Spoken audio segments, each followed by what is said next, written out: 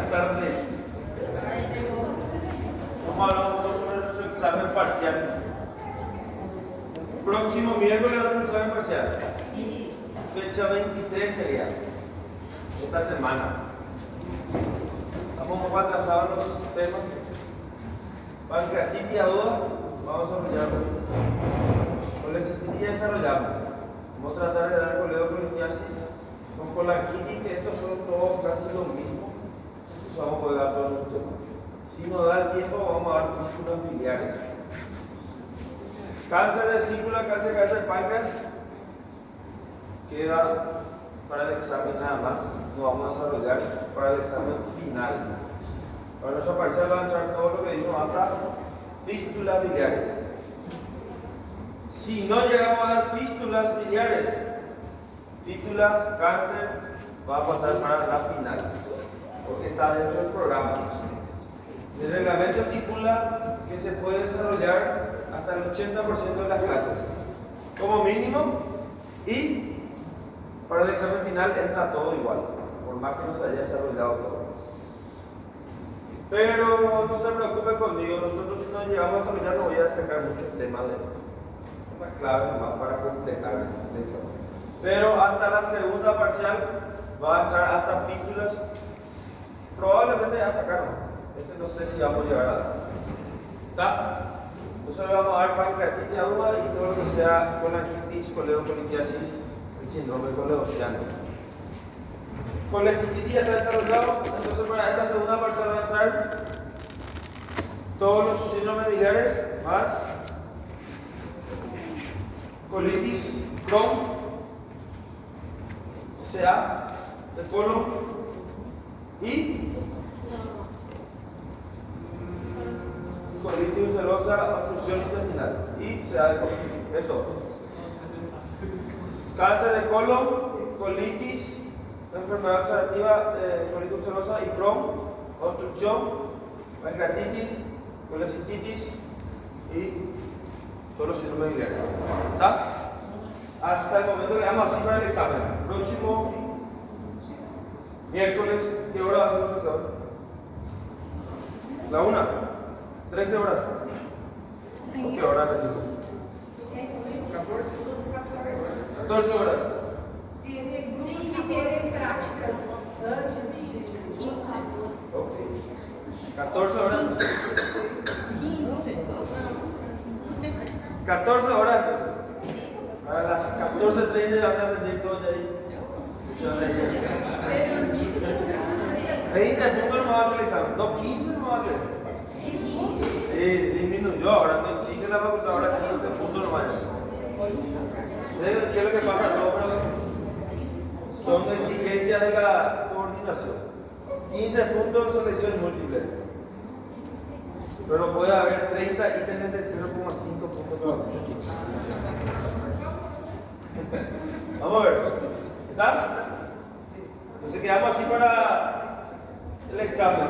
14 horas, miércoles.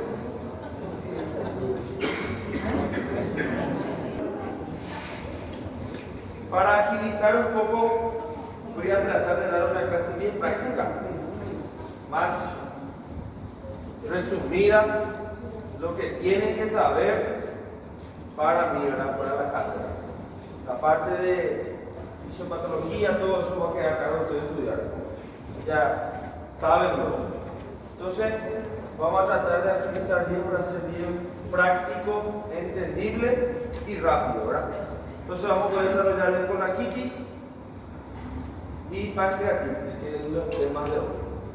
La colecistitis hablamos la clase pasada. Haciendo un resumen general, colecistitis, inflamación de la vesícula biliar, cuando ya hay inflamación, que puede ser por alguna litiasis o alitiasis, diferentes causas.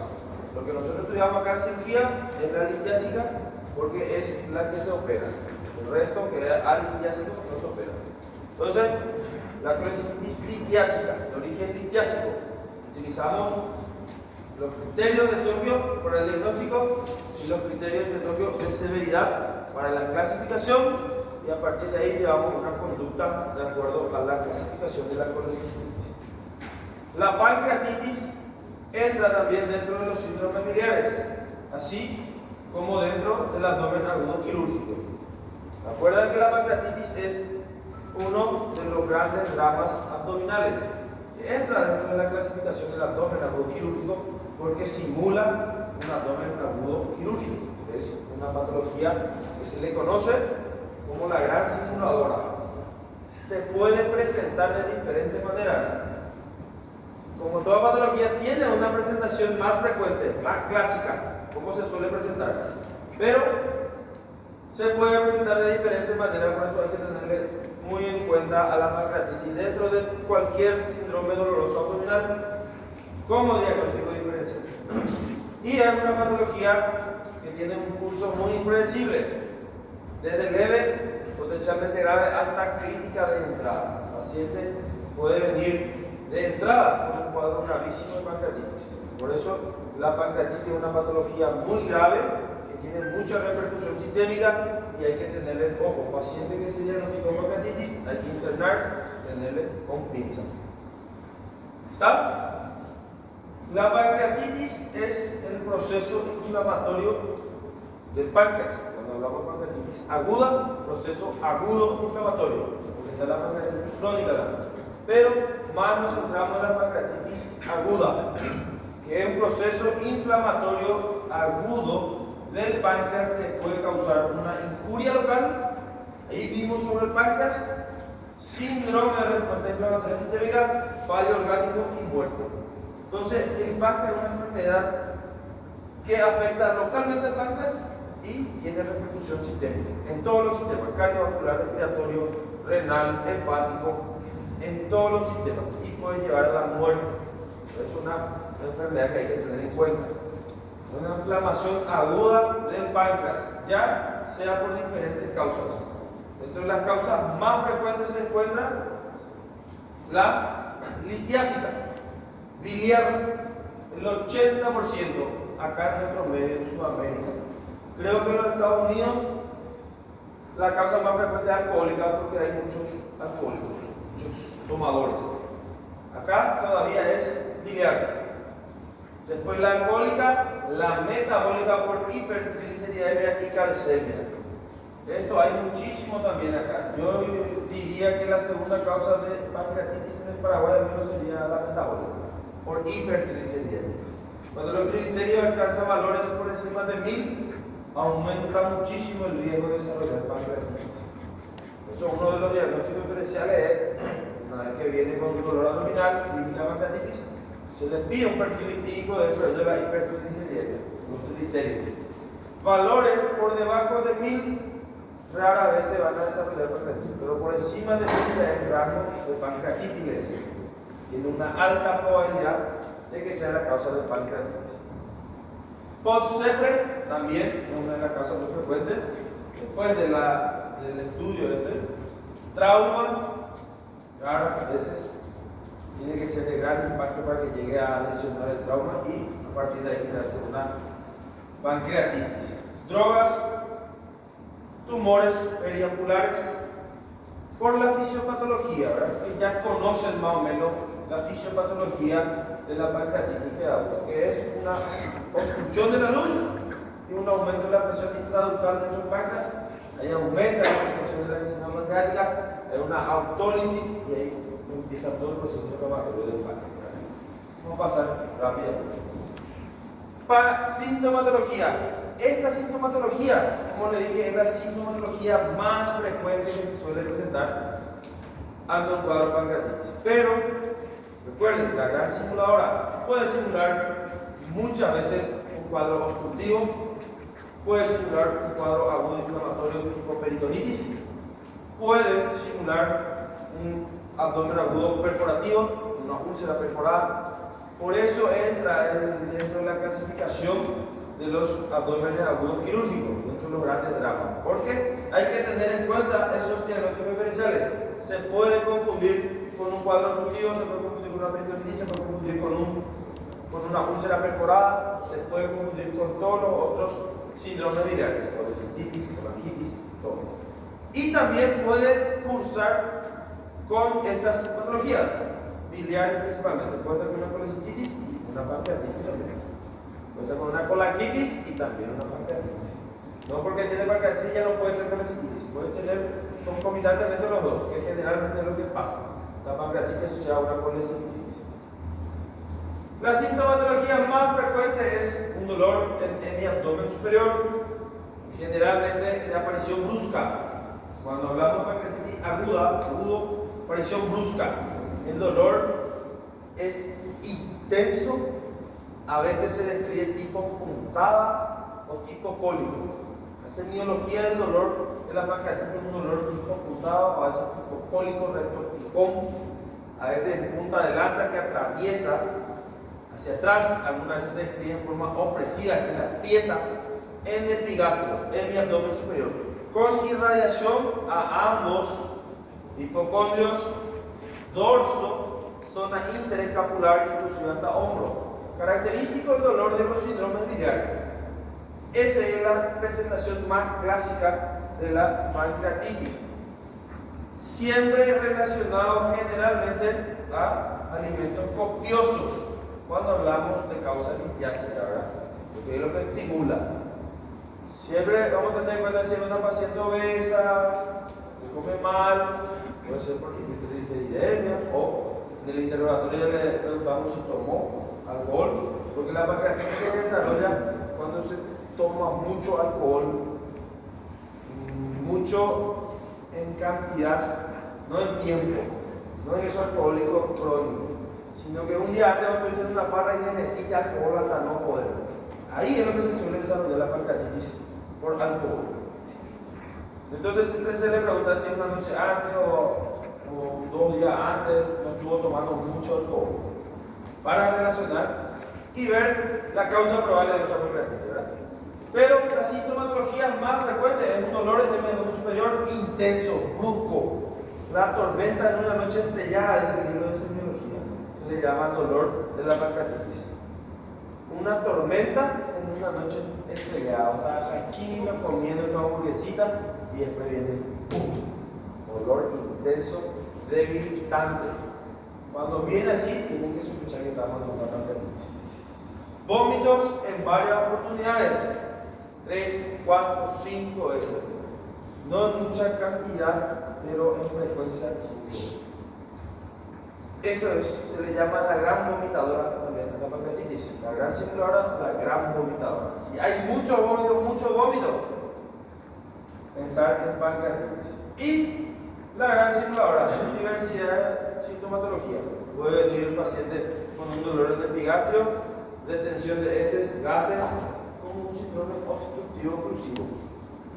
El diagnóstico principal también tiene ser pancreatitis, porque se puede presentar así.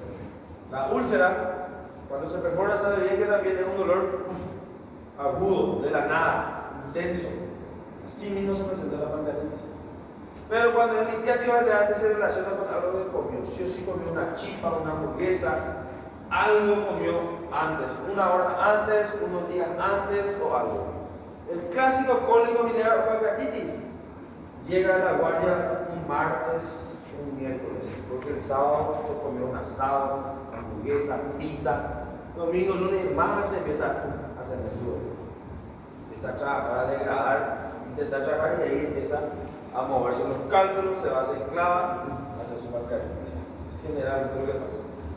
Entonces, una buena historia clínica nos va a orientar muchísimo hacia nuestro probable diagnóstico.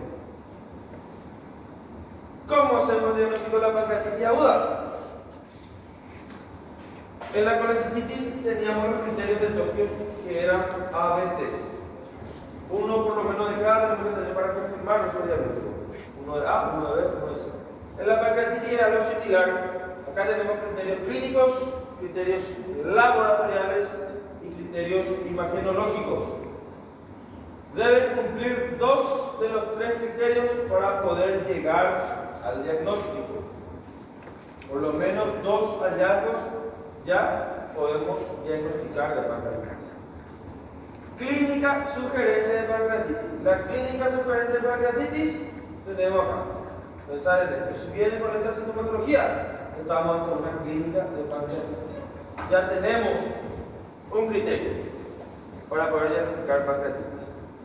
Segundo criterio, puede ser laboratorial o imagenológico. Entonces, si sospechamos de una pancreatitis y queremos llegar al diagnóstico, lo primero que tenemos que pedir es amilasa, lipasa y ver si está 3 veces por encima del valor normal. Eso es para confirmar nosotros. Obviamente a un paciente así le vamos a pedir hemograma, toda la batería del laboratorio en busca de los otros diagnósticos diferenciales. La pancreatitis puede cursar con leucocitosis, acuérdense, con una leve leucocitosis, puede cursar con fiebre también, leve fiebre o no, puede cursar con leucocitosis o no, pero si hay pancreatitis generalmente sube la amilasa y la lipasa. Acuérdense que la lipasa y la amilasa tienen su ciclo. Cuando se empieza a inflamar el páncreas, se secreta. La amilasa generalmente sube a partir de las 24 48 horas, empieza a subir su pico más alto de secreción. Después ya empieza a descender. La lipasa sube también a las 48 horas prácticamente de iniciado el cuadro de la inflamación, se mantiene por más tiempo con picos elevados de lipasa en sangre. 5, 8, hasta 10, 12 días puede mantenerse alto. Después ya desciende. Eso tiene que tener en cuenta porque la lipasa y la amilasa solo se usa para el diagnóstico, no es un factor pronóstico. No significa que tenga amilasa 100 veces por encima del valor normal, que es más grave que uno que tiene solo 3 veces el valor normal. El valor normal de la amilasa es de 120 aproximadamente. Si viene 360, ya estamos hablando de 3 veces más, ¿verdad? Si viene 1000 de amilasa, más de 3 veces, pero no significa que sea más grave la pancreatitis. O sea que la lipasa, la amilasa no son valores de gravedad, de pronóstico de gravedad. Solo se usa para diagnóstico. Después no sirve más para nada. Ni siquiera para seguimiento. No es que 3, 4 días después le pedí amilasa bajó y significa que está pasando la pancreatitis. No. Porque el ciclo normal es que va a descender nomás la amilasa y la lipasa también. Por eso es importante también conocer este ciclo. El paciente viene con 3 días de evolución del dolor o 4 días de evolución del dolor. No le pasa, vomita, duele, toma calmante, le duele. Viene, tiene una clínica de laboratorio de pancreatitis. Ahí le pedimos una amilasa. Esa amilasa viene normal. Eso no descarta que sea pancreatitis. ¿Por qué? Porque al primer segundo día pudo haber subido su amilasa y para el cuarto ya descendió ya. Y nos llevó más valores 3 veces. Entonces, que esto esté normal no significa que no sea pancreatitis. Como tiene una clínica de pancreatitis, nuestra sospecha sigue siendo una pancreatitis. Ahí pasamos a imagen. Cualquier imagen sugerente de inflamación del páncreas, ya sea tomografía de resonancia o ecografía abdominal. La ecografía abdominal es muy útil también a veces en manos entrenadas, porque generalmente también el ecografista no ve el páncreas por la interposición de gases. El aire pues siempre es el contrario de la ecografía, del sonido. Y siempre hay gases intestinales y difícilmente visualiza el páncreas. Pero si visualiza, te describe si está aumentado o no el páncreas. Si te dice que está aumentado, es porque está inflamado o algún tumor. Pero relacionando con la clínica, más imagen, ya tenemos el diagnóstico de pancreatitis, por más que nuestro valor de laboratorio esté bajo. Cualquier combinación de esto, 2 hallazgos de ellos ya hace el diagnóstico. Clínica con imagen, clínica con laboratorio, laboratorio con imagen, ya hace el diagnóstico de pancreatitis. ¿Está? Por eso también es importante ver el día. Viene el cuarto día, mucho mejor es pedirle lipasa que amilasa. La amilasa ya va hasta abajo ya. La lipasa se mantiene más alto. Y la lipasa es mucho más específica, porque la lipasa solo se produce en el páncreas, en las células. Y la amilasa se puede producir en la saliva, en otras patologías, es menos específico. ¿Está? Paciente viene con criterio o con clínica de pancreatitis. Si viene más de 3 veces lo normal, ya estamos ante una pancreatitis. Imagen después vamos a pedirle para clasificar, para ver la gravedad y todas esas cosas. Pero ya no para su diagnóstico. Ecografía abdominal, la vesícula, piedra para ver la causa, ¿verdad? Si tiene piedra, asumimos que la causa es litiasis. Si no, ahí buscamos ya su perfil de triglicéridos. Si estaba más de 1000, bueno, esa es la causa de su pancreatitis. Si no, buscamos alcohólicas, si hay algún fármaco, droga. También se describe pancreatitis por picadura de escorpión. En el libro, no sé acá, nunca vi, pero está descrito que también se puede generar, no sé con qué mecanismo. Pero también, por eso el interrogatorio, ven esta vesícula, este es un bajo biliar que haya hecho, de un cálculo, que también son causa de pancreatitis. La ecografía abdominal debe realizarse a todos los pacientes, evaluar vías biliares y determinar la presencia de cálculos. La TAC no se realiza a todos los pacientes con pancreatitis, solo en pancreatitis grave o cuando hay dudas en el diagnóstico. Acuérdense, cuando tienen sospecha de pancreatitis, lo primero que hay que pedirle es un laboratorio y una ecografía. Si tenemos dudas en el diagnóstico, nuestro laboratorio nos vino muy concluyente, pero nuestra clínica es muy sugerente de pancreatitis, nuestra sospecha sigue siendo pancreatitis.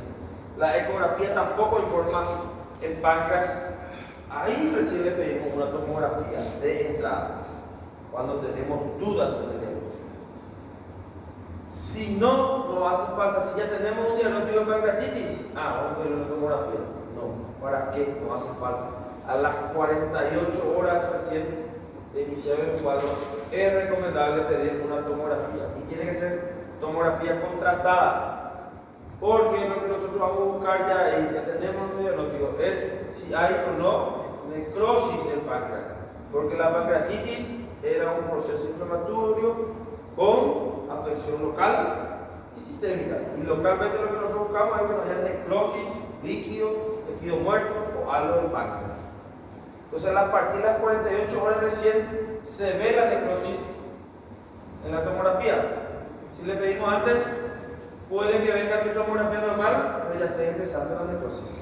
Y vos vas a decir que no está necrosado, porque no va a aparecer todavía la tomografía, pero ya puede estar empezando el proceso de necrosis. A partir de las 48 horas ya se ve bien la necrosis, por eso se recomienda pedir a las 48 horas recién la tomografía.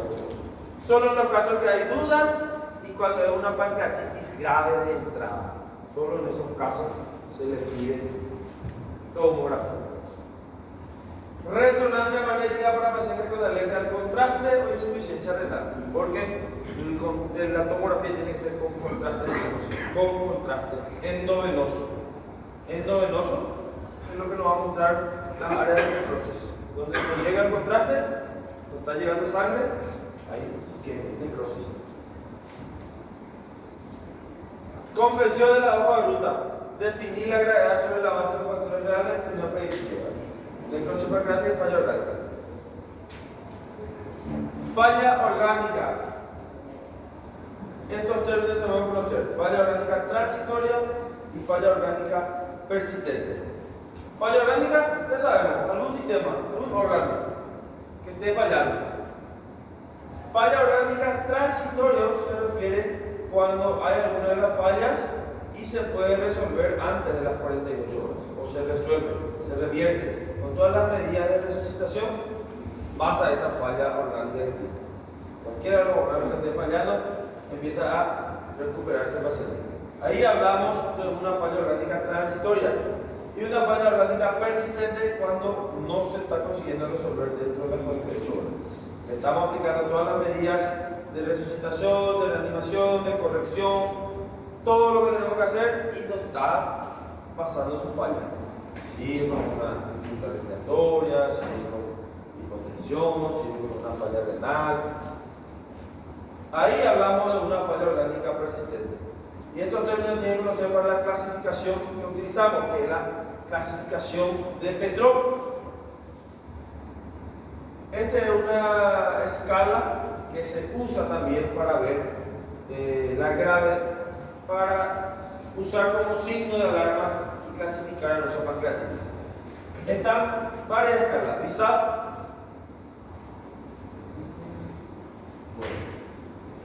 Esta es la que nosotros utilizamos, se utiliza acá en Ciudad del Este, no sé si a nivel Paraguay, pero en Alto Paraná por lo menos usamos la clasificación de Petrov. Bueno, viene nuestro paciente, tiene clínica de pancreatitis, le pedimos laboratorio, imagen, lo que sea, llegamos ya a nuestro diagnóstico. A partir de ahí tenemos que clasificar nuestra pancreatitis para ver qué conducta tomar con nuestro paciente.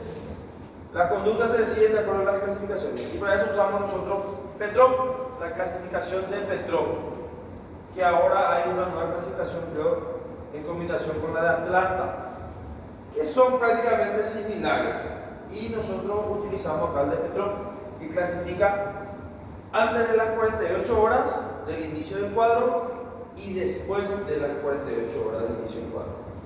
Antes de las 48 horas del inicio del cuadro, clasificamos en pancreatitis aguda leve y pancreatitis aguda potencialmente grave. Esas dos clasificaciones nomás tenemos en Petrov, antes de las 48 horas. O sea que el paciente tiene una evolución de 24 a 48 horas, ahí tenemos que clasificar solo en leve o potencialmente grave. Al ingreso, al entrar. Diagnosticamos pancreatitis, se interna el paciente, clasificamos. ¿Es una pancreatitis aguda leve o es una pancreatitis aguda potencialmente grave?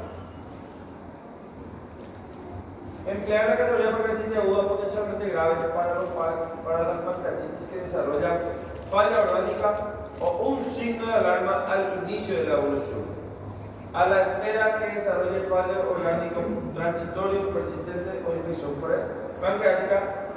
Para la clasificación de Petrov, esto si el paciente acude dentro de las 48 horas, antes de las 48 horas.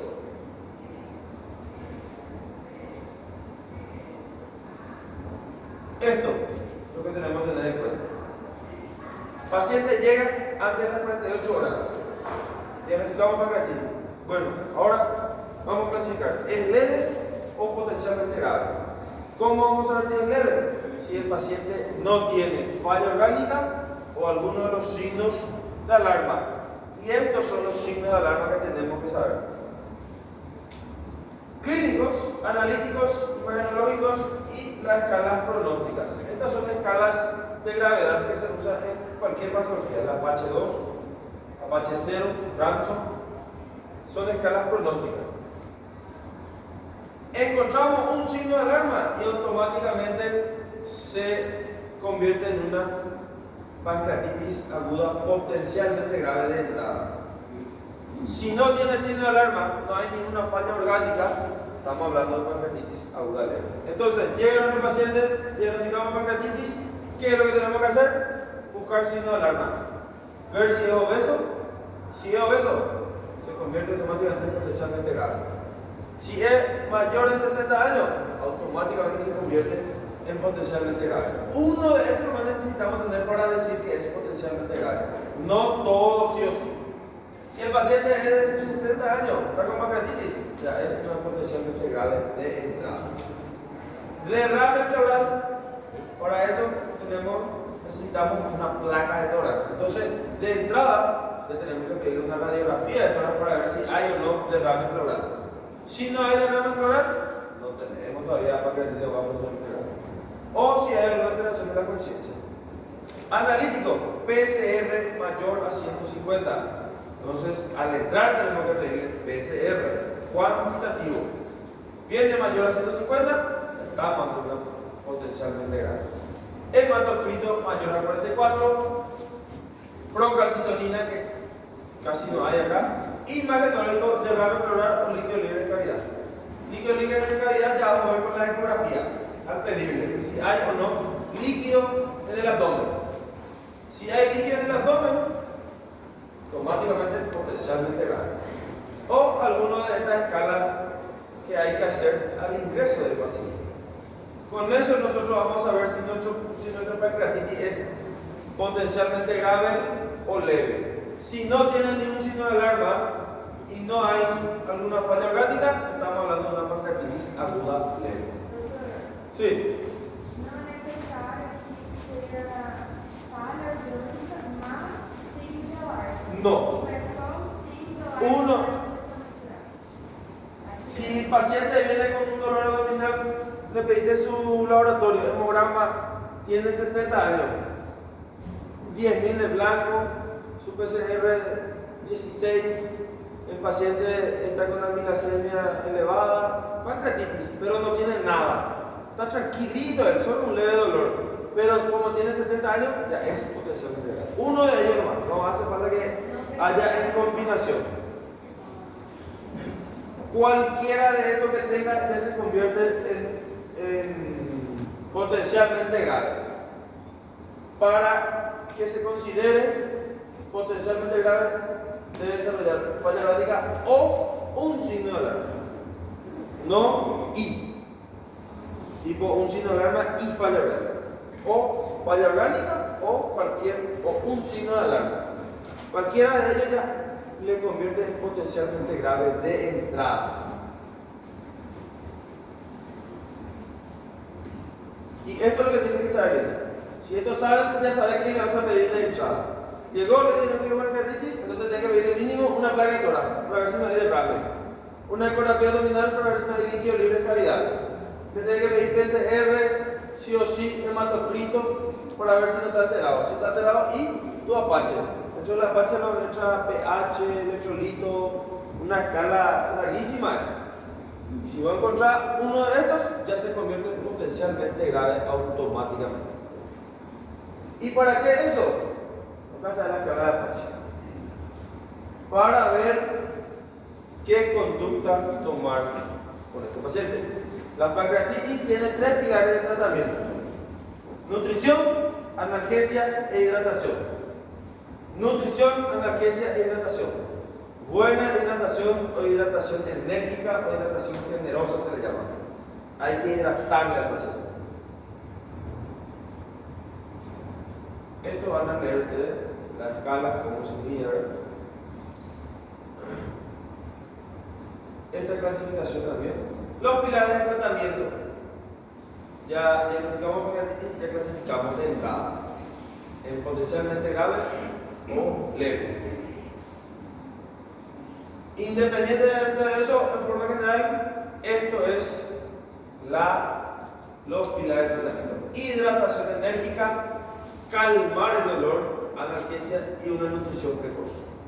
Esos son los 3 pilares de tratamiento de la pancreatitis: nutrición, analgesia y hidratación. Por eso, hidratación, nutrición, analgesia. Antibiótico no se usa en pancreatitis. Hay que valorar bien la probabilidad de usar antibiótico en la pancreatitis. El tratamiento de la pancreatitis no es con antibiótico, es solo analgesia, hidratación y nutrición.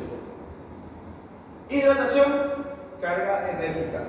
Hidratar con 3.500 4.500 ml hora en 24 horas. Pasar la mayor cantidad de líquido implica mayor probabilidad de severidad. Hay que cargarle al paciente porque deshidrata mucho, pero siempre cuidando las comorbilidades. Hoy en día se recomienda el Rinker lactato. Rinker lactato como suero. Es más eficaz el tratamiento que el suero fisiológico. Con Rinker hay que hidratar, buena hidratación, siempre teniendo en cuenta las comorbilidades. Buena analgesia, desde AINE hasta morfina, derivado opiáceo, derivado opiáceo, lo que sea, pero se tiene que calmar el dolor, porque el dolor es muy intenso de la pancreatitis. Buena hidratación, buena analgesia. Y la nutrición. La nutrición tenemos que ver si es leve o potencialmente grave. Si es leve, se recomienda 24 o 48 horas de reposo gástrico y después ya se inicia la vía oral. Entonces, en pancreatitis aguda leve, nuestro tratamiento va a ser buena hidratación, buena analgesia y nada vía oral por 24 horas. Y una vez con el reposo gástrico, ya se puede iniciar la tolerancia a la vía oral. Ese es la pancreatitis aguda leve. En la pancreatitis aguda potencialmente grave, el tratamiento sería buena hidratación, buena analgesia e iniciar lo antes posible la nutrición, por la vía más fisiológica posible. En los pacientes clasificados como potencialmente grave, hay que alimentarle lo antes posible. No hay reposo 24 horas o nada vía oral 24 horas. Si tolera la vía oral, que coma ya, coma. Si no tolera la vía oral, sonda nasogástrica y alimentarle ya por ahí. Si no tolera la sonda nasogástrica, enteral, y si no, la parenteral, por la vena. Pero hay que nutrirle lo antes posible. Sí o sí. No vamos a esperar 24 o 48 horas sin darle nada a una potencialmente grave. Hay que nutrirle de entrada, por cualquier vía, siempre buscando la vía más fisiológica posible. Pancreatitis leve, disminución del dolor, todas las medidas generales, ¿verdad? Antiemético, antipirético, y no hace falta esperar lo que se le pasa. Eso no es parámetro ni de seguimiento. Hay que iniciar. Esto hace poco nos salió también, que la dieta se puede iniciar directo como comía normalmente. Ya no se habla más de una dieta líquida primero, después blanda, semisólida y después sólida. Normal. Inicia, come lo que quiera comer, siempre cuidando obviamente el contenido, ¿verdad? Pero no es que le vas a dar primero líquido, claro, algo. Se puede iniciar una dieta normal, que coma lo que quiera, de entrada. Sí puede, pero en leve se recomienda 24 horas de nada de oral. En la pancreatitis aguda grave, potencialmente grave, eso debe ser precoz. La vía enteral es la mejor alternativa. Siempre hay que tratar de que se coma. Si no, se va a la parenteral. Pero siempre la vía más fisiológica posible, ¿verdad? Antibiótico, esto es algo importante. En la pancreatitis no se usa antibiótico, solo en los casos en donde está documentado o demostrado de que el páncreas está infectado con algún germen. Solo en esos casos se usa antibiótico. Cuando nosotros sospechamos de que hay una infección, ¿qué es lo que hacemos? Primero buscamos un foco externo. Buscar si no es una neumonía intrahospitalaria, buscar si no es una infección urinaria que está causando su fiebre o su leucocitosis o lo que sea que te haga sospechar de que hay una infección. El paciente te va con pancreatitis, todos los días hace fiebre. Evidentemente algo está infectando. Y ahí empezamos a buscar qué es lo que se está infectando. Se buscan todos los otros focos, foco pulmonar, foco urinario. Si se descarta todo eso, ahí se sospecha de que el páncreas se está infectando. Una necrosis se está infectando o algo. Y inclusive hay que esperar, si es posible, punzar ese líquido o el páncreas, tomar una muestra, mandar a cultivo y corroborar de que ahí sí hay gérmenes y ahí recién iniciar antibióticos. Eso es lo más recomendable dentro de la pancreatitis. Y lo que más se utiliza cuando tenemos los gérmenes, generalmente los carbapenemes, quinolonas, metronidazol, cefalosporina de tercera generación. Lo que más usamos es la ciprometro siempre. Después pasamos a los carbapenemes o piperacilina, tazobactam, también se utilizan. Acá a veces hacemos de forma empírica realmente porque no tenemos cómo usar y todo eso. Si el paciente está haciendo fiebre, hace fiebre, leucocitosis, evidentemente está infectado algo. Buscamos en el pulmón, no hay nada, no hay neumonía, no hay infección urinaria, ahí ya sospechamos que iniciamos ya el antibiótico. Pero hay que tratar de no usar antibiótico en la pancreatitis, si es posible. Y una vez que se resuelva la pancreatitis, se opera. Nosotros estamos hablando dentro de las 48 horas, en leve y potencialmente grave. Una vez que pasan las 48 horas, se reclasifica nuestra pancreatitis. Ingresó nuestro paciente, le tratamos con buena hidratación, con buena analgesia y una buena nutrición, independientemente si es leve o potencialmente grave. Si era leve, se quedó nada de oral. Pasó las 48 horas y ahí hacemos una reevaluación. Y ahí es el momento de pedir una tomografía. Si ese paciente que ingresó con una pancreatitis aguda leve, a las 48 horas ya no está con dolor, le inicia ya la tolerancia, pasó su dolor, el paciente se encuentra estable, no hace falta pedir una tomografía, ese se está resolviendo. No elevó blanco, no hizo fiebre, su dolor ya pasó, ya está empezando a comer, se mantuvo en pancreatitis aguda leve. Después de las 48 horas se clasifica ya como pancreatitis aguda leve, prácticamente en resolución. Las pancreatitis aguda leve con buena evolución, 4 o 5 días, se puede operar ya de la vesícula, si la vesícula fue la causa de la pancreatitis. Entonces, una vez resuelta la pancreatitis, se opera en la vesícula, las leves. Las potencialmente graves pueden cursar después de las 48 horas como una leve, como una moderada, como una grave, como una crítica. Potencialmente grave, a las 48 horas se le pide tomografía contrastada, sí o sí. Ahí ya vamos a ver si hubo o no falla orgánica persistente. Si ya pasó las 48 horas y sigue con falla orgánica, se convirtió en persistente. Si no, es transitorio. Y ahí Petrov clasifica en leve, moderada, grave o crítica a partir de las 48 horas, dependiendo de la tomografía con contraste, porque evalúa la afección local y la repercusión sistémica. Entonces, leve va a ser cuando, a ver si tengo por acá, ya no encuentro.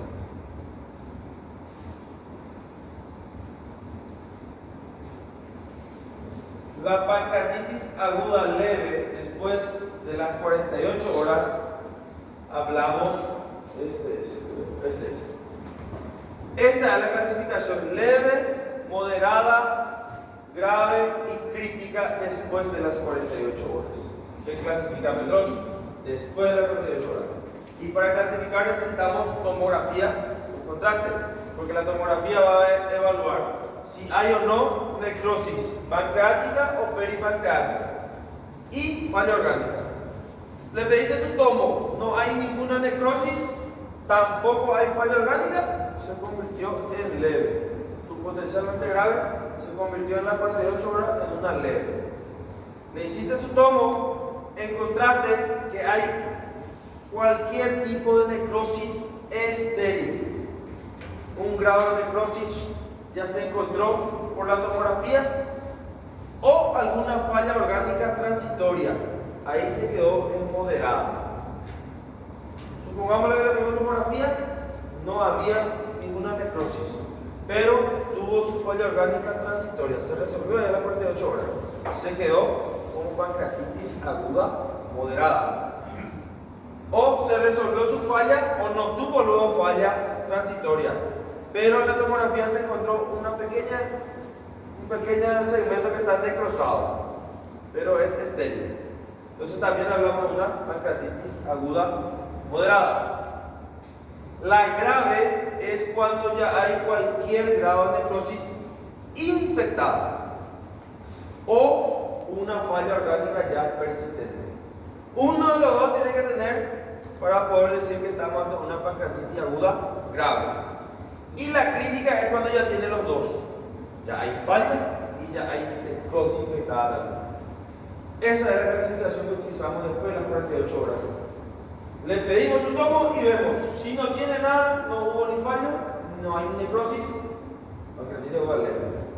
Hay un cierto grado de necrosis, pero estéril, o tuvo una falla orgánica transitoria moderada. Si hay un grado de necrosis infectada o una falla orgánica persistente, ya hablamos de grave. Y si hay los dos, ya es crítica. Y te divide así porque estos dos se manejan en forma de internación en sala común. Pancreatitis aguda grave y crítica tiene que ser manejado en terapia intensiva. Le pediste en tomografía, encontraste que hay una necrosis pancreática y tenés signo de infección, terapia intensiva. ¿Hay falla orgánica? Terapia intensiva. Estos tipos de pacientes se manejan en terapia intensiva. No puede estar en sala común. Estos dos se pueden manejar en sala común.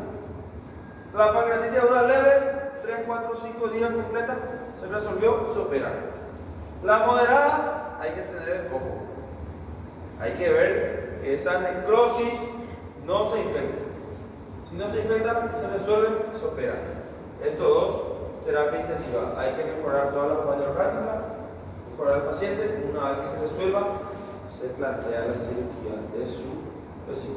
Todo paciente que tiene pancreatitis, si es posible, una vez resuelta la pancreatitis, ya tiene que operarse. Justamente para evitar una recidiva. Termina la pancreatitis, se opera. Hay que operarse. ¿Está?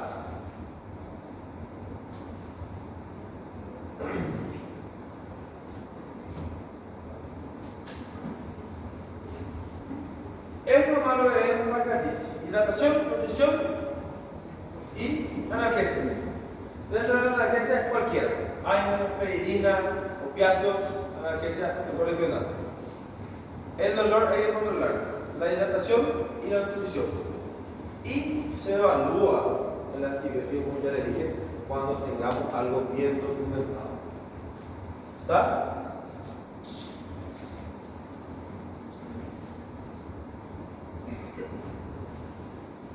En la pancreatitis leve y moderada, la colecistotomía precoz debe hacerse para evitar la recurrencia de los episodios. La misma internación previa al alta. En las graves y críticas, la colecistotomía debe intervenirse hasta la resolución del cuadro local y sistémico. Obviamente, cuando se resuelva la pancreatitis, todas tus fallas sistémicas, hay que operar. Generalmente es 4 semanas aproximadamente. Porque cuando hay necrosis, cuando es moderada, es porque ya hay una necrosis infectada o un fallo orgánico, ¿verdad? Y cuando ya hay necrosis, esa necrosis, que es un cuadro inflamatorio local, la necrosis ahí del páncreas, ese tarda 4 a 6 semanas para reabsorberse. Si no se reabsorbe, empieza a formar un quiste, el pseudoquiste pancreático. A la 4ª semana más o menos se cierra y se forma un quiste. Es una complicación tardía de la pancreatitis.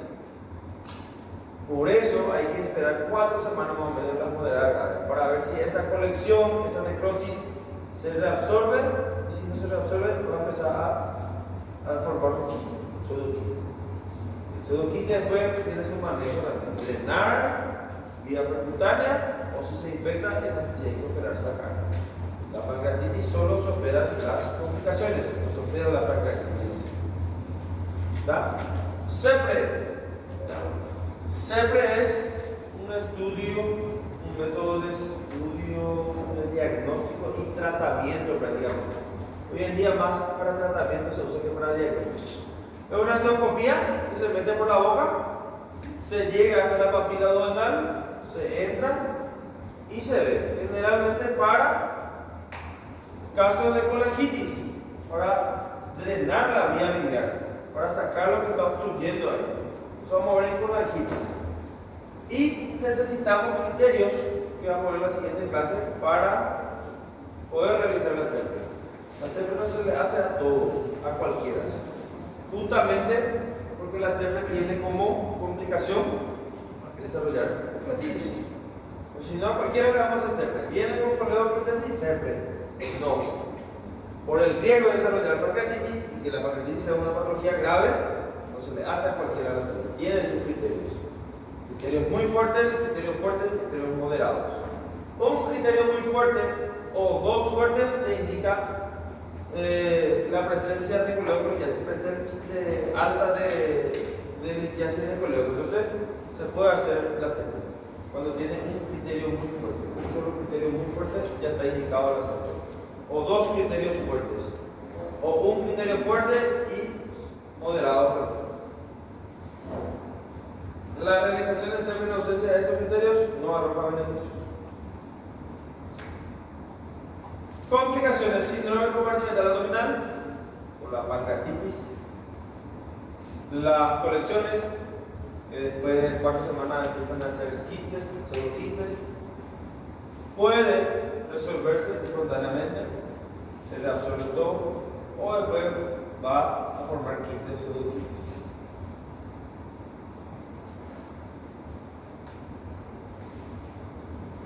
En resumen, el diagnóstico se hace con 2 de los 3 criterios citados: clínica, laboratorio e imagen. Cualquier combinación, clínica con imagen, laboratorio con imagen, laboratorio con clínica, ya hace el diagnóstico. La tomografía contrastada no son necesarias para establecer el diagnóstico, pero sí para las complicaciones o dudas en el diagnóstico. Cuando hay dudas y después de las 48 horas sí se pide tomografía. La amilasa lipasa no define gravedad, valor pronóstico ni para establecer inicio de la vía oral, inclusive la toma de decisiones de la calcitomía. La amilasa lipasa solo es para diagnóstico, solo para diagnóstico, no sirve para seguimiento, no sirve más para nada. En nuestro país la etiología más frecuente y seguida por el alcohol es la litiásica. Calcemia y trigliceridemia habría que descartar si las causas biliares alcohólicas son excluidas. Por eso la trigliceridemia entra acá como causa más frecuente.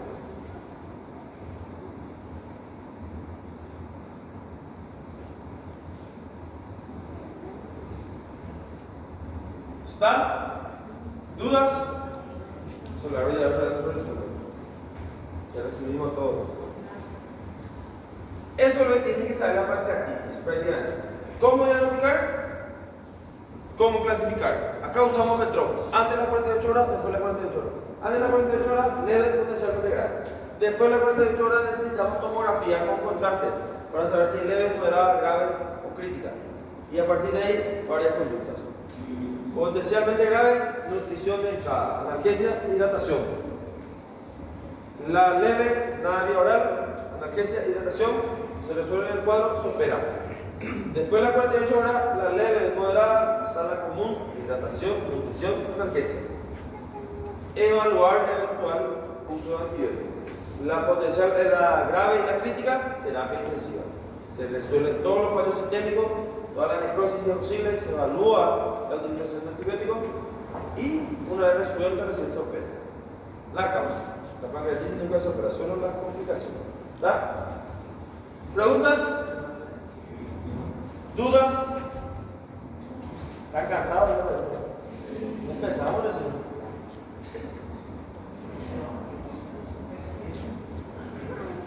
Fístula.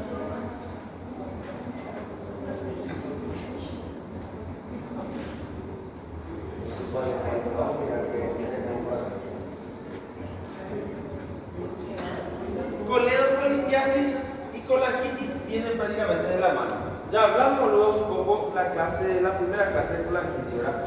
Colangitis es cuando ya tenemos infección de las vías biliares y generalmente está asociada a una colestasis por obstrucción de la vía biliar principal, que sería el conducto hepático común, ahí con el coledo.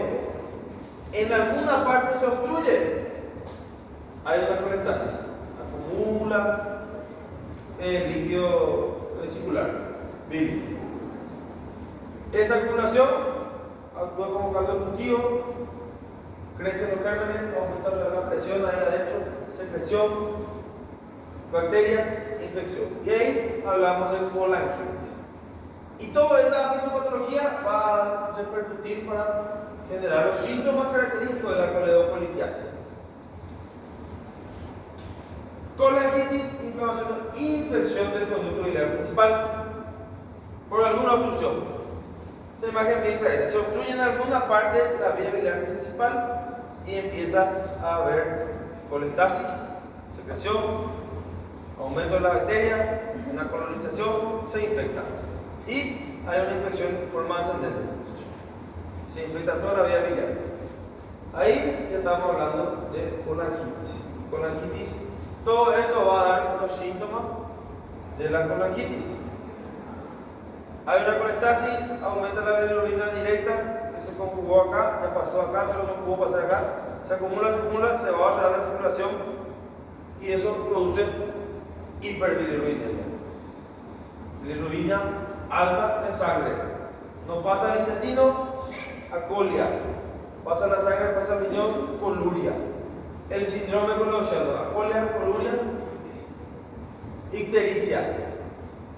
Favorece el paso de los gérmenes de la circulación sistémica, causando bacteriemia y en los casos graves septicemia. Por eso la colangitis es muy grave. Se describe por la triada de Charcot. triada de Charcot es característico de la colangitis. Ictericia a colecoluria. Esta es la triada de Charcot, ¿verdad?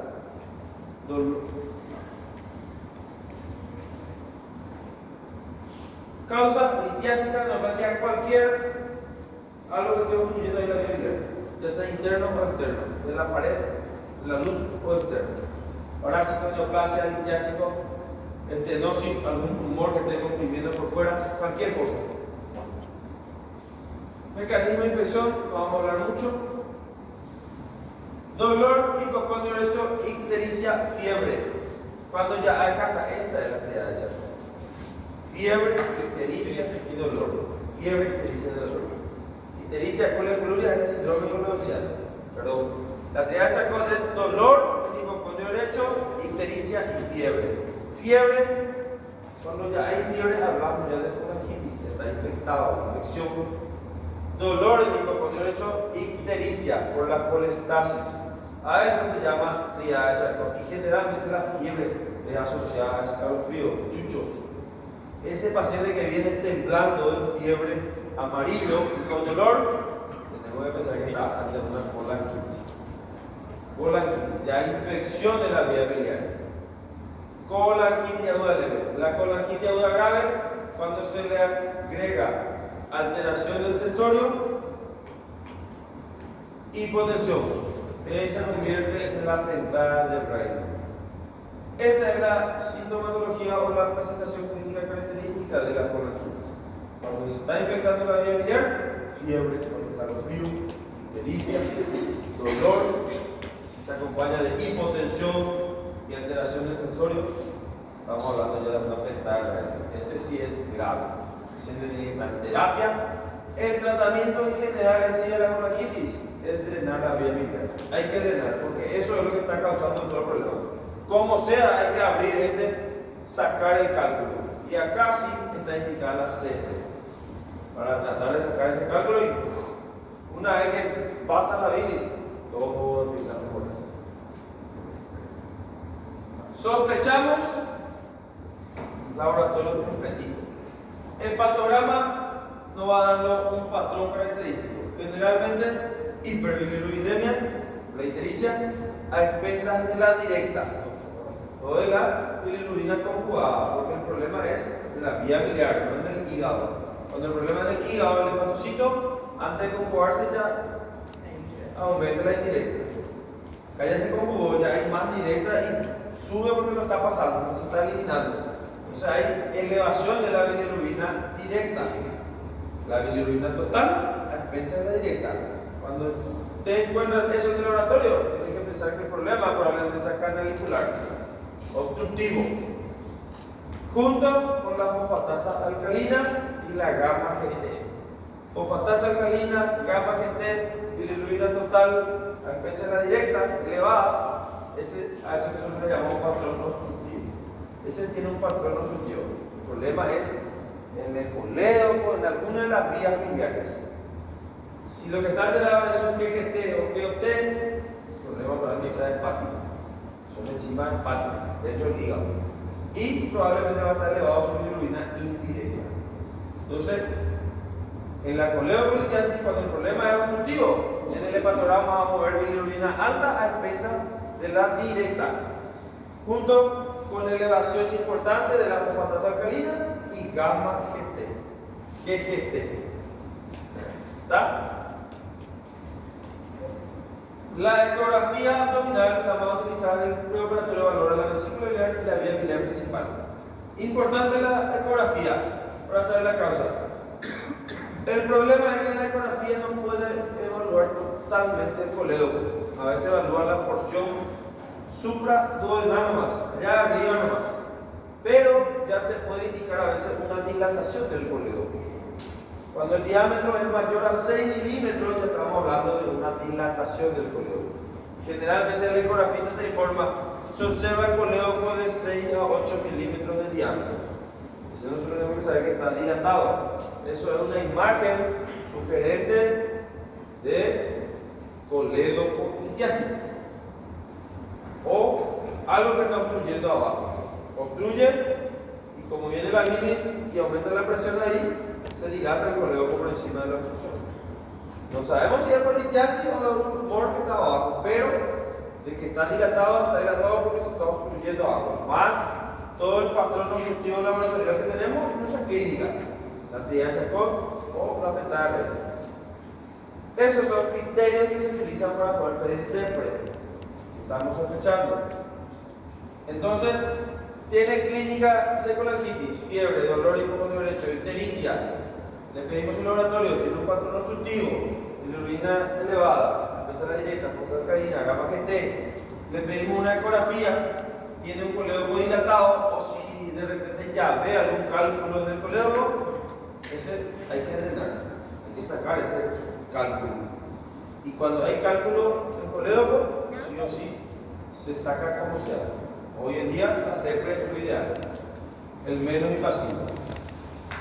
Criterios diagnósticos de las guías de Tokio para diagnosticar colangitis, que es similar a la colecistitis, por eso no hay que confundir. En colecistitis eran signos locales de inflamación, signos sistémicos de inflamación, imagen sugerente de colecistitis. Acá hablamos de signos sistémicos de inflamación, colestasis e imagen. Colestasis e imagen. Signos de inflamación sistémica, fiebre con escalofrío y o escalofríos. Generalmente el famoso chucho. No sé cómo le llaman ustedes por así. Acá el paciente te dice acanduro, te dice en guaraní. Acanduro. Entonces, ro es frío y acanduro es fiebre. Es que tiene frío y tiembla y muere así. Hacen sonar su diente a veces. Esos son los chuchos escalofríos. Leucocitosis mayor a 10.000 o menor a 4.000. PCR mayor a 3, ya tenemos signos de inflamación sistémica. Colestasis, bilirrubina total mayor a 2 o elevación de fosfatasa alcalina y la transaminasa, principalmente gamma GT. Gamma GT, fosfatasa alcalina, bilirrubina total mayor a 2, más ya la defensa de la directa, tenemos ya signos de colestasis. Imagen, dilatación de la vía biliar. En la ecografía, si te informa dilatación del colédoco, ya es un signo. A veces no se ve el colédoco por ecografía que hay piedra o no, solo se ve el diámetro. No sabes si es un cálculo, algo lo está obstruyendo, pero está dilatado, ya es un signo. O si ve mismo la causa de la obstrucción, ya se confirma el diagnóstico. Un criterio de cada hace el diagnóstico de colangitis. Y también tiene su criterio de severidad para colangitis, grado 1, grado 2 y grado 3. ¿Y para qué la clasificación? También para tomar la columna. ¿Qué hacer? En forma general, la colangitis es drenar la vía biliar. Hay que drenar la vía biliar, sacar esa bilis que está estacionada ahí, que no está pudiendo pasar. Porque ese es lo que está causando toda la repercusión sistémica. Entonces, en la colangitis lo que hay que hacer es drenar. Ahora lo que vamos a ver es si es leve, moderado o grave, y de acuerdo a eso, obviamente, similar a la colecistitis. La grave, cuando ya hay alguna disfunción orgánica. Cuando ya tiene la pentada de Redl, automáticamente es grave, porque ya hay hipotensión, ya hay alteración del sensorio, ya está fallando el sistema nervioso y el sistema cardiovascular. Grado 2, glóbulos blancos mayor a 12.000 o menor a 4.000, fiebre mayor a 39.5, edad mayor a 75 años, bilirrubina total mayor a 5, hipoalbuminemia. Si tiene uno de estos, grado 2 o moderado. Y si no tiene ninguno de los dos, es una leve. Muy difícil es diferenciar a veces. A veces se nos pasa el diagnóstico de colangitis realmente. El paciente viene con ictericia, fiebre, dolor en hipocondriacia, tenemos la tríada de Charcot. Y ahí tenemos fiebre, tiene leucocitosis de 11.000, tiene bilirrubina de 3 y una leve dilatación de vía biliar, estamos ante una colangitis. Y muchas veces no diagnosticamos colangitis. Le tratamos como colecistitis. Porque tiene casi todos los criterios también de colecistitis. Dolor en hipocondrio derecho, fiebre y leucocitosis. Y una imagen que tiene litiasis vesicular y dilatación de Wegener. También es una colecistitis con una colangitis ya prácticamente leve. Pero hay que tener en cuenta que la colangitis es grave, muy grave. Y esta es la conducta. Colecistitis como colangitis sí se trata con antibiótico. Más la colangitis porque ya implica infección. En la colecistitis profilácticamente acá sí o sí hay que tratar. Grado 1, antibiótico, medidas generales. Antibiótico, ciprofloxacina, metronidazol. Hay que evaluar a veces la utilización de piperacilina, tazobactam. Amplio espectro. Medidas generales, analgesia, antipirético, antiemético, la fiebre, por todos los síntomas, sintomáticos, ¿verdad? Si hay mejoría, cirugía diferida en casos especiales. Hay que drenar la dureza, hay que operar, no hay nada que operar. Si es posible ver los criterios para hacerle CEPRE y sacar el cálculo o la obstrucción que esté causando la colestasis. Si es leve, se opera. Antes de las 24 horas ya hay que drenar la vía biliar. Hasta 24 horas se puede esperar cuando es leve. Hasta 24 horas, pero dentro de 24 horas ya hay que tratar de resolver. Hay que drenar esa vía, como sea, con algún método. Puede ser siempre que es la primera opción,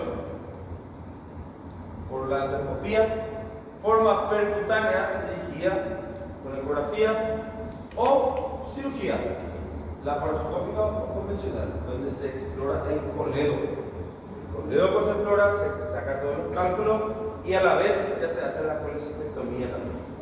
Se saca la vesícula y se explora el coledo, porque el coledo con lo que es el problema es la colangitis, no es la vesícula.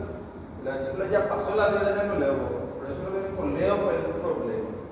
Entonces, hay que drenar la vía biliar. Si es leve, tenemos tiempo, 24 horas por lo menos. Se puede hasta esperar un poquitito, inclusive en casos especiales se puede tardar un poco más. Pero, en síntesis, es drenar la vía biliar. Hay que sacar esa bilis que se está coleccionando. En grado 2 moderado, menos de 24 horas, sí o sí hay que operar. No podemos pasar más de 24 horas. Y en la grave, obviamente, una vez que se resolvió la disfunción orgánica, antes de las 6 horas, drenar. Antes de las 6 horas, todos los soportes que tengamos que hacer para la hipotensión, para la alteración del sensorio, para la insuficiencia renal, para todos los toques que tuvo sistémico, empezar toda la medida de situación y no más de 6 horas drenar ya la vía biliar. Se drena y se saca ya la vesícula de paso. En estos casos graves, a veces lo que hacemos por la inestabilidad del paciente es drenar la vía biliar. Entrar, abrir el coledo, le meter un catéter ahí para que salga la vía y salir otra vez, sin tocar mucho, porque el paciente está con falla sistémica. No va a estar tardando la cirugía de la vesícula. Después de sacar otra vez la vesícula cuando se resuelva todo. Porque acá lo importante es drenar la vía biliar. En estos casos que son leves, le drenar y ya le sacar la vesícula. En pacientes con grado 3, paciente está en terapia, hipotenso, ya está casi en coma, poroso, con alteración del sensorio, usted tiene que echar y drenar, como sea por CEPRE o abierta laparoscópica, pero drenar esa vía biliar. Y después se saca la vesícula. Esta es la CEPRE y se entra por la boca hasta la papila y ahí se entra y se explora el coledo. Con una canastilla se extrae el cálculo.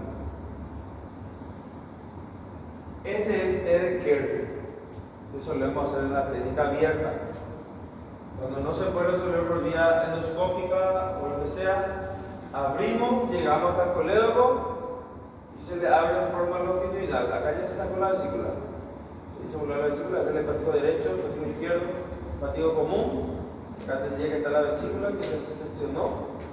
Conducto cíclico con el hepático común forman el colédoco. Y en el colédoco se abre el colédoco en forma longitudinal y se le mete esta sonda, que es el T de Kerr, tubo el T de Kerr. Se corta así por la mitad del tubo, se queda como una T. Y este se mete un extremo hacia arriba y un extremo hacia abajo.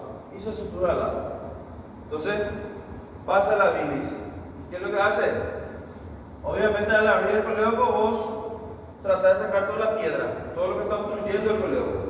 Saca todo y le deja el tubo en T así, de Kerr. Entonces la bilis va drenando y sale por acá hacia el exterior. Y el flujo de bilis diario es de 1000 ml. 1 litro por día drena de bilis. Entonces este te sirve como control. Vos entraste, abriste el colédoco, limpiaste todo el colédoco, ahora exploraste ahí, sacaste todo lo que se podía sacar, le dejaste el tubo de Kerr. Al día siguiente, por este tubito que sale acá, sale 1000 ml. ¿Qué significa eso? Que no resolviste la obstrucción. Porque está saliendo todo por acá tu bilis, no está pasando otra vez acá. Sin embargo, si al día siguiente sale 500 ml, significa que la mitad pasa y la mitad está saliendo afuera. O si sale 200, 300 ml, eso está bien, está drenando bien tu vía biliar.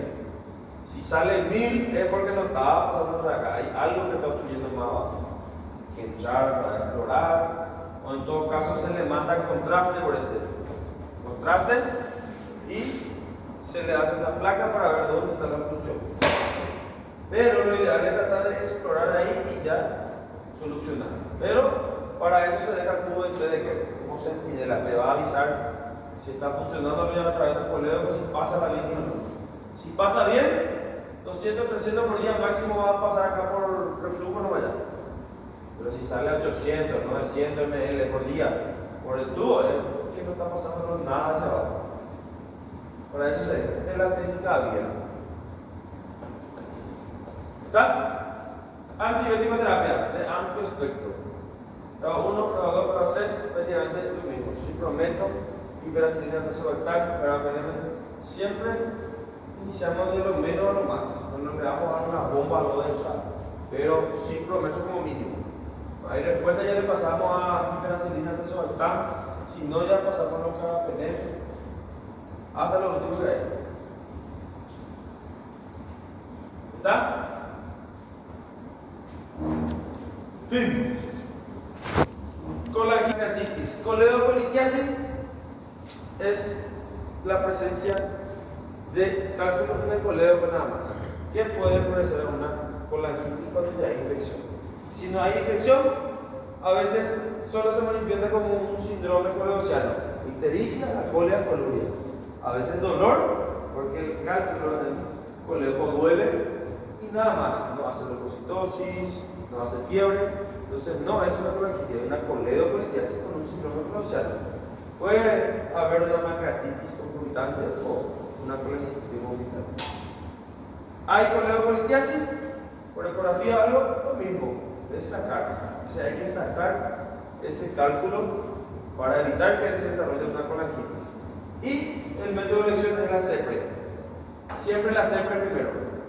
Si no se puede, se intenta con otro método endoscópico, la CEPRE y después ya la abierta, la exploración de la vía biliar. Sacar el cálculo del colédoco y terminó.